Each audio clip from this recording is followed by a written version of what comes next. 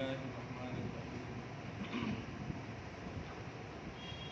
نحمده ونصلي ونسلم على حبيبه الكريم الأمين العزيز الرؤوف الرحيم وعلى آله وأصحابه الأفضلين الأكرمين أجمعين أما بعد فأعوذ بالله من الشيطان الرجيم بسم الله الرحمن الرحيم فلما عتوا عما نهوا عنه قلنا لهم كونوا قردة خاسئين صدق الله العظيم.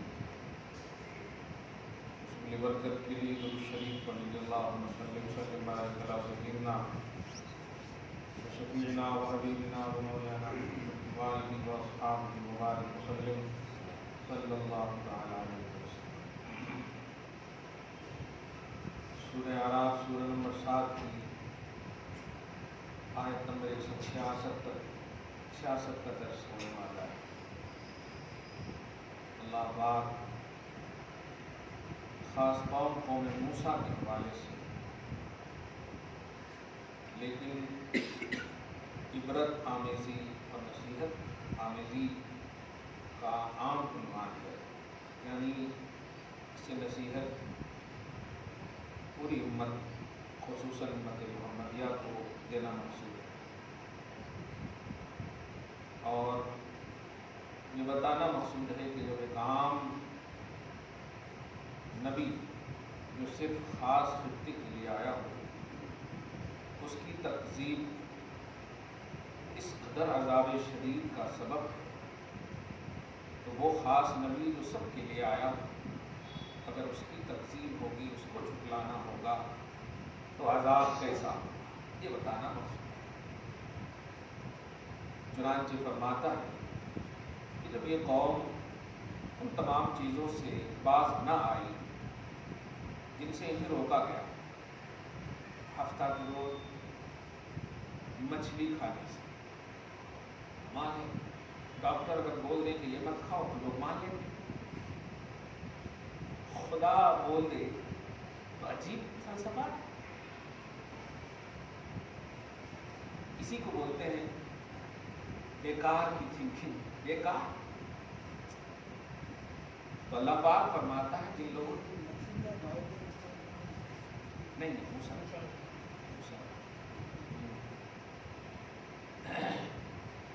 داؤد علیہ السلام حضرت سلیمان علیہ السلام، ان دونوں کا واقعہ اکبل ہے، باپ بیٹے ہیں. اللہ پاک فرماتا ہے کہ جب یہ سرکشی کی، ہم نے جن سے باز رہنے کہا تھا اور نہیں مانا، تو کیا کیا ہم نے؟ کونوا قردۃ خاسئین، ہم نے کہا اشرف المخلوقات میں رہنے کے تو قابل نہیں ہے، ذلت والے بندر بن جا. کونوا ہو جا قردۃ بندر، خاسئین ذلیل ہو کر رسوا. مطلب شکلیں بندر کی ہوں گی، شعور انسان کا دوں گا. بدل دیا. آپ ذرا سوچیں گے نا تو ایک عجیب سے حیبت ہو. کام نبی کیا ہے؟ مچھلی کہا کہ نہیں کھانا اور کھا لی، زیادہ ڈیفیکلٹ پہلو نہیں ہے. لیکن اللہ پاک اتنا ناراحت بندر بنا دیا، وہ ذلت کا بندر، ذلیل، روتے رہتے بس، کیونکہ وہ جو شکل ہے صرف بندر کی، احساس انسان کا. تو رو جو رہا ہے وہ انسان رو رہا ہے، لیکن رو کس لیے رہا ہے؟ وہ کنورٹ ہونے کی وجہ سے. لیکن بولتے ہیں نا کہ گاڑی چلے جانے کے بعد ٹکٹ کٹانے سے کیا فائدہ؟ کوئی فائدہ نہیں. بہرحال ایک عبرت ملی کہ نبی کے حوالے سے پازیٹیو رہنا چاہیے، کیونکہ نبی خدا کا پیغامبر ہوتا ہے اور نبی کو جھٹلانا خدا کے پیغام کو جھٹلانا ہے، اور پیغام الہی کو جھٹلانے والے خدا کی زمین پر کیسے رہ سکتے ہیں؟ وہ جو اللہ نہ چاہے. اللہ ہم سب کو گستاخ نہ بنائے اور حسن عمل کی دائمی توفیق نصیب فرمائے.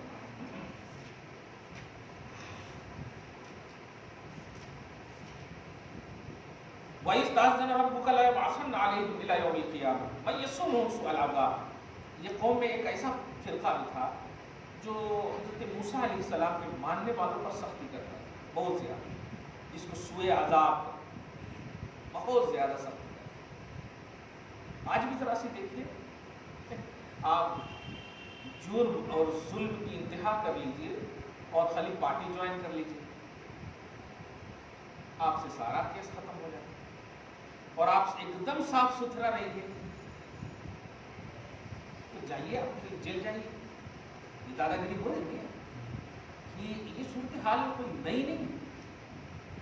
اسی کو بولتے ہیں ایگو اور ایٹیٹیوڈ، بلا وجہ کا ایگو رکھنا، بلا وجہ کا غرور گھمنڈ میں ایسا۔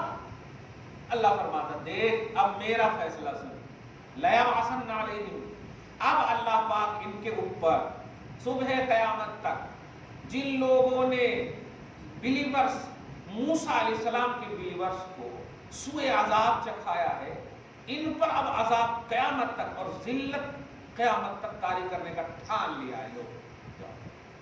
تم تو مخصوص وقت تک ان کی عورتوں کو زندہ رکھتے تھے، ان کے بیٹوں کو ذبح کرتے تھے، تو وقتی طور پر تھا نا، ہمیشہ تو نہیں تھا نا، مگر میں چونکہ یہ معاملہ میری ربوبیت کا ہے اور میرے نبی کی نبوت کا ہے، یعنی موسیٰ کی، اور دونوں کے خلاف جا کر کے تم نے صبح قیامت تک سوء عذاب اور شدید عذاب اور ذلت کے طاری ہونے کو دعوت دی ہے۔ چنانچہ رب آگے فرماتا ہے ان ربک لسریع العقاب، بے شک تم سب کا پالنے والا بہت زیادہ بہت جلد عذاب لینے والا ہے۔ خود سریع عقاب ہے، انہیں جلد عذاب لینے والا ہے۔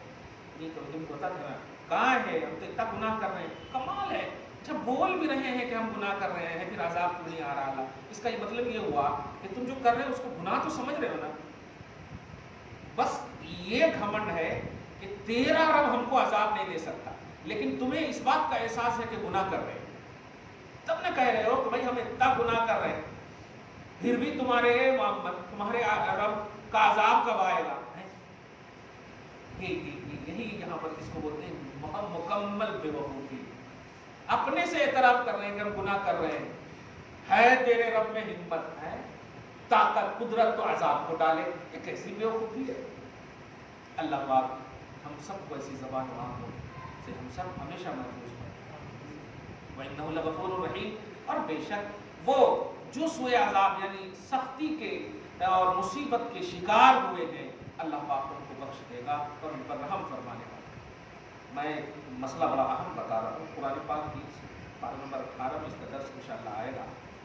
اللہ پاک سب سے پہلے تو دعا ہے کہ ہماری تمام بہو بیٹیوں کو ان کی عزت و آبرو کی حفاظت فرمائے، لیکن اگر ہماری بہنیں اور بیٹیاں کبھی جبر اور ظلم کی شکار ہو جائیں تو شکار سے بڑا کلیئر ہے، کوئی جبرن زنا کر دے، ان سے بولتے ہیں ریپ کر دے، تو اس طرح کی اگر ہو جائے تو قوم کو چاہیے کہ قوم چونکہ ان کا گناہ نہیں ہے، جو گناہ گار نہیں ہے قوم اس کا سپورٹ کرے، جو گناہ گار ہے اس کی قوم تردید کرے، اس کی توہین کرے۔ ہماری قوم کیا ہوگی کہ کئی کو نکلے تھے ایسا لباس پہن کے، اور ہماری بہنوں میں غلطی ٹھیک ہے اگر لباس خراب پہنے کی، لیکن غلطی نہیں کیا ہے نا اس نے، ایک گناہ کیا کہ وہ لباس صحیح نہیں پہنا، شرعی لباس، لیکن جو ہوا ہے اس کے ساتھ یہ کرنے والا اس کا مجرم ہے نا، یہ تو مجرم نہیں ہے۔ ہمیں چاہیے کہ پہلے تو ہم حیا پردہ کا درس دیں، لیکن کبھی ایسا اگر ہو جائے تو فل سپورٹ کریں۔ ہمارے پاس یہ چیز ختم ہے، ہم گھروں میں یہ کہتے ہیں ہاں ہمارے کو لچھن لگے رہا تھا، وہ ایسا چلتے ہو، ایسا سمجھ میں آ ہی رہا تھا، ایسا کرے تو ویسا چھوڑتا ہوں، اس طرح کی باتیں کرنے سے اللہ ناراض ہوتا ہے۔ کیوں؟ اس لیے کہ آپ کو بتاؤں، ایک غالباً امامہ یا کوئی ایسی صحابیہ کا نام ہے، پارہ نمبر 18 میں اس کا تفصیل سے ذکر ہے۔ غفور الرحیم، ہاں کیا بات ہے، سورہ نور میں سورہ نمبر 24 میں آیت نمبر 33 میں، ہاں 33 میں کہ وَمَن يُكْرِهْهُنَّ فَإِنَّ اللَّهَ مِن بَعْدِ إِكْرَاهِهِنَّ غَفُورٌ رَحِيمٌ۔ کیا بات ہے، جو مجبور کر دی جائے، جو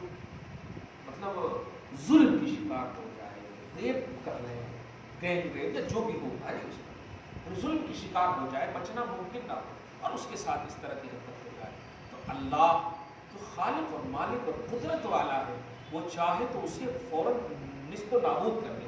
وہ اللہ جو ایک نبی کی تکذیب کی بنیاد پر بندر بنانے پر قادر ہے، اسے چوہا کیوں نہیں بنا دیا، اسے مار کیوں نہیں دیا؟ قادر ہے، لیکن سماج میں ایک جو میسج دے رہا اللہ تعالیٰ سمجھیے، فرماتا ہے کہ مجبوری کی بنیاد پر اللہ انہیں بخشے گا اور جس نے انہیں مجبور کیا انہیں نہیں بخشے گا۔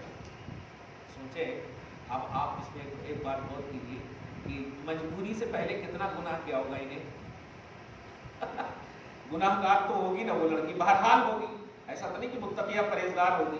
ایک عام لڑکی کی بات کرو، ایک عام لڑکی ہے جس کے ساتھ یہ ہوا، یہ ہونے کی وجہ سے اللہ فرما رہا ہے ٹینشن مت لے، میں تجھے بخش دوں گا۔ تو سوچے اس پر ظلم ہوا تو اللہ پاک نے ظالم کی بنیاد پر اس مظلومہ کو، اس کے پاسٹ کے سارے گناہ کو نہیں دیکھا، صرف ظلم کو دیکھ کر بخش دیا اللہ تعالیٰ۔ آپ اس کی اہمیت کو جب سمجھیں گے نا تو آپ کو جو زبان میں جو کرتے ہیں بے تکی باتیں کہتے ہیں وہ نہیں ہونی چاہیے، عورتوں میں مردوں میں زیادہ ہے، تو سماج میں سپورٹ کی ضرورت ہے۔ اللہ پاک ہے جن پر دیکھیے ظلم ہو رہا ہے، یہاں بھی فرما رہا ہے آیت نمبر 167 میں وَإِنَّ اللَّهَ إِنَّهُ لَغَفُورٌ رَحِيمٌ، عذاب تو ان کو دے گا جو ان پر عذاب کیے تھے، ان کو سختی کیے تھے ان کے اوپر، اور انہیں اللہ تعالیٰ بخش دے گا جن پر سختی کی تھی۔ کیا عدل دیکھیے آپ۔ وَقَطَّعْنَاهُمْ فِي الْأَرْضِ أُمَمًا، آیت نمبر 168۔ اور سنو ہم نے زمین میں مختلف طبقے بنائے، یہی دیکھیں یہ آپ کے اور آپ جتنی بھی سماج میں ایک لیٹسٹ فکر جو رکھتے ہیں ان کے حوالے سے کہہ رہا ہوں، یہ کہیں کچھ فرقے سب بھی ایک ہے نا، یہ جو جملہ دھیان دیجیے، سب کلمہ پڑھتے ہیں کہ یہاں پر آپ غور کریں، اللہ پاک فرماتا وَقَطَّعْنَاهُمْ فِي الْأَرْضِ أُمَمًا، امت کی جمع ہے، امت بولتے ہیں فرقے کو، ہے امت ناجیہ، امت محمدیہ، یہ محمد کا فرقہ ہی ان کا ہے نہیں، تو امت فرقے کو بولتے ہیں، طبقے کو، اس کی جمع ہے امت سنگولر ہے، پلورل ہے، سمجھ گیا؟ تو اللہ فرماتا ہے کہ ہم نے زمین میں کئی فرقے بنائے۔ اب اس سے آسان ایک عقیدہ تو آپ کو مل گیا کہ طبقے اور فرقے جو ہیں یہ ہمارا بنایا ہوا نہیں ہے جو لوگ بولتے ہیں، اللہ پاک کا۔ اگر ایسی بات ہوتی کہ بالکل جو ہے ایک ہی ہونا تو پھر یہ جو نبی پر کلمہ، نبی کا کلمہ پڑھنے والے بھی جہنم میں کیوں جا رہے ہیں؟ صحیح نہیں ہے؟ قرآن نے کہا ہے اذا جاءک المنافقون قالوا نشهد انک لرسول اللہ، نبی مکرم یہ منافقین جو آپ کی بارگاہ میں آتے ہیں یہ قسم کھا کر کہہ رہے ہیں کہ آپ اللہ کے رسول ہیں، میں بھی کہتا ہوں ان کی بولی سچی ہے لیکن بولنے والا جھوٹا ہے۔ کمال ہے، یہ جو بول رہے ہیں نا یہ بول سچی ہے، آپ بے شک اللہ کے رسول ہیں لیکن یہ بولنے والا جھوٹا ہے، ان کو تو میں جہنم کے سب سے نچلے طبقے میں ڈالوں گا۔ بتائیے کلمہ گو ہے اور قسم کھا کھا کے رسالت کا اعلان کر رہا ہے کہ آپ بے شک اللہ کے رسول ہیں۔ اس سے بڑی بات کوئی آپ کبھی کہے ہیں یا رسول اللہ اللہ کے بے شک اللہ کے رسول ہیں؟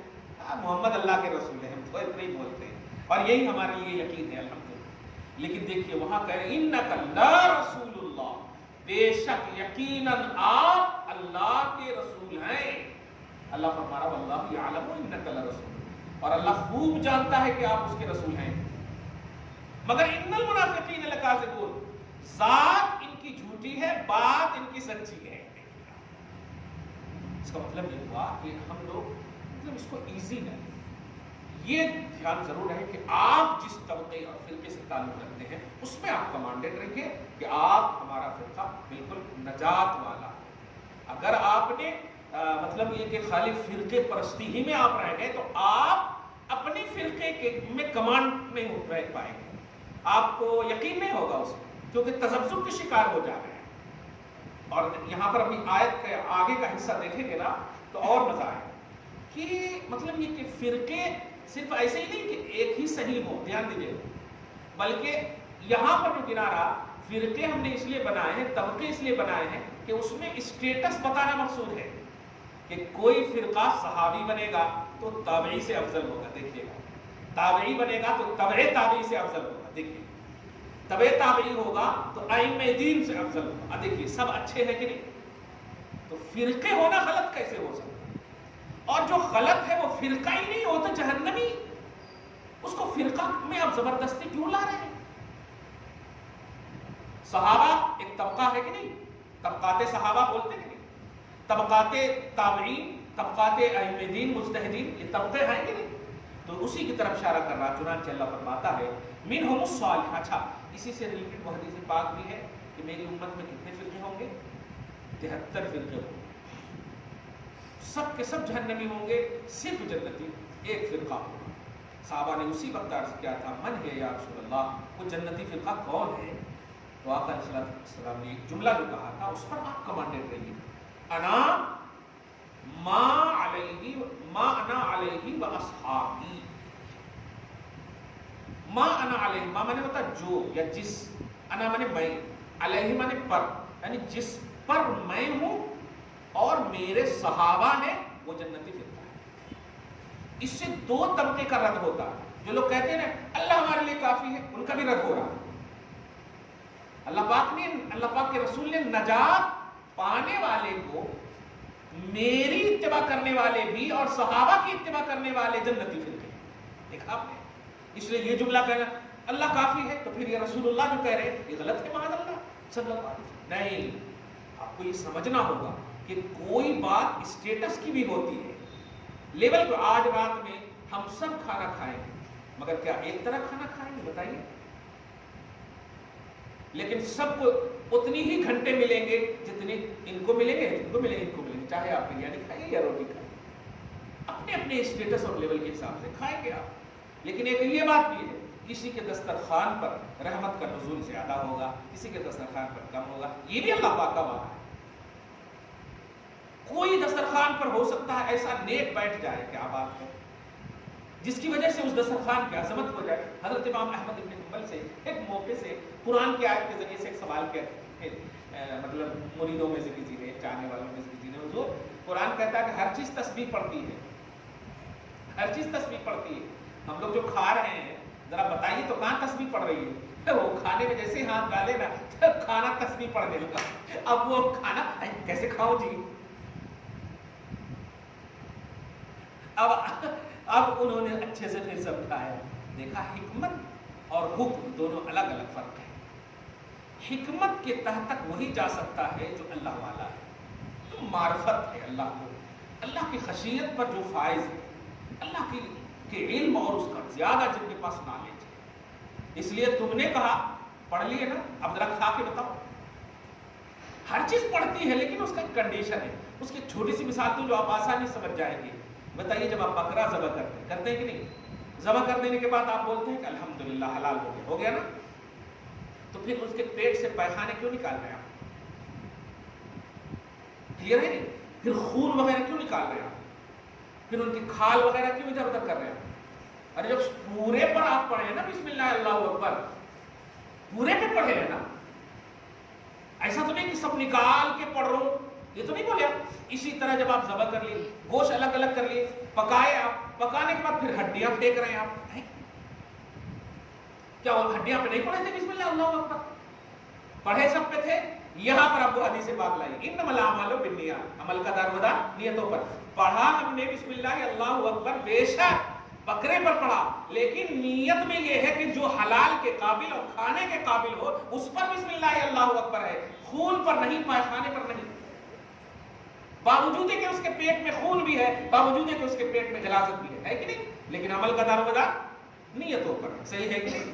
اللہ کا ولی بھی اپنے ہاتھ ہی سے پیخانہ صاف کرتا ہے، لیکن آپ بولتے ہیں ہاں کچھ باتیں ایسی ہوتی ہیں جو صرف تھنکنگ کے لیے ہوتی ہیں، بولنے کے لیے نہیں ہوتی ہیں۔ ہمارے استاد ایک جملہ ہمیشہ بولتے تھے، آپ اس کو ہنسیں گے لیکن حقیقت ہے، کہ اگر کوئی بھانجا اپنی امی کو سامنے میں آ کے بولے میرے باپ کا سالہ کہاں ہے، یعنی تمہارا بھائی کہاں ہے، بات ایک دم 100% صحیح کہا ہے اس نے، غلط نہیں کہا، ہاں بے ادبی ہے، تھپڑ کھا جائیں گے،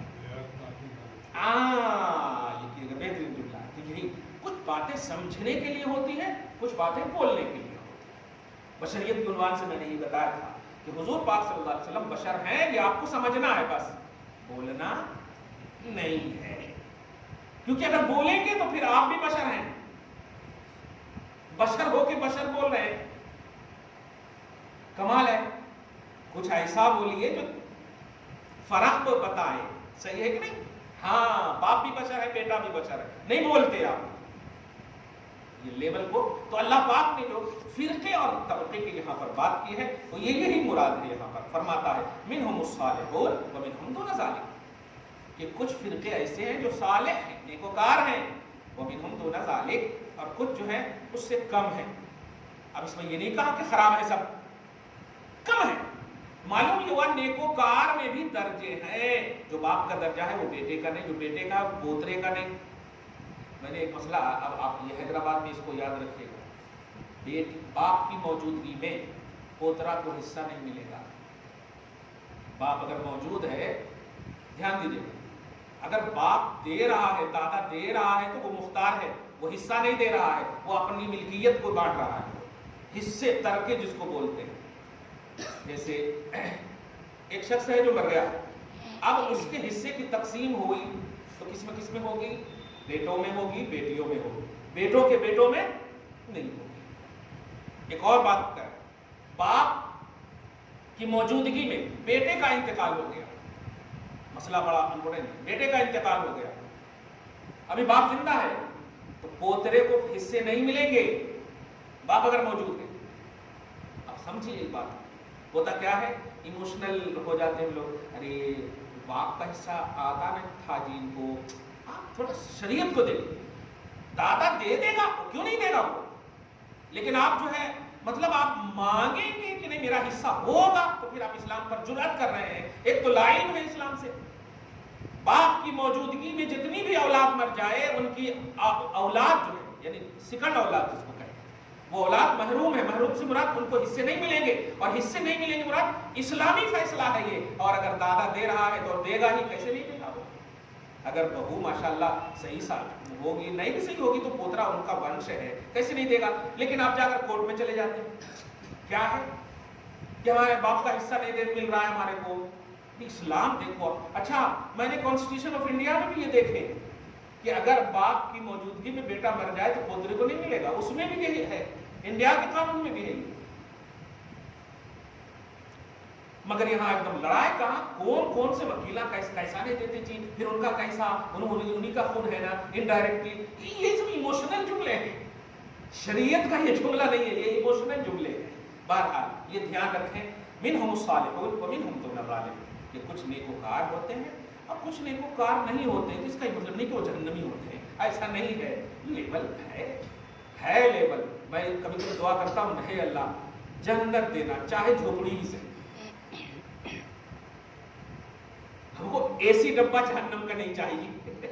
क्लियर बात, झोपड़ी होना मगर जन्नत होना, तो इसका क्या मतलब हुआ? जन्नत झोपड़ी की होगी, अदना से अदना जन्नत में अगर जाओगे ना तो तरस जाओगे। अल्हम्दुलिल्लाह, दुनिया की तमाम नेमतों पर वो अदना भारी होगा।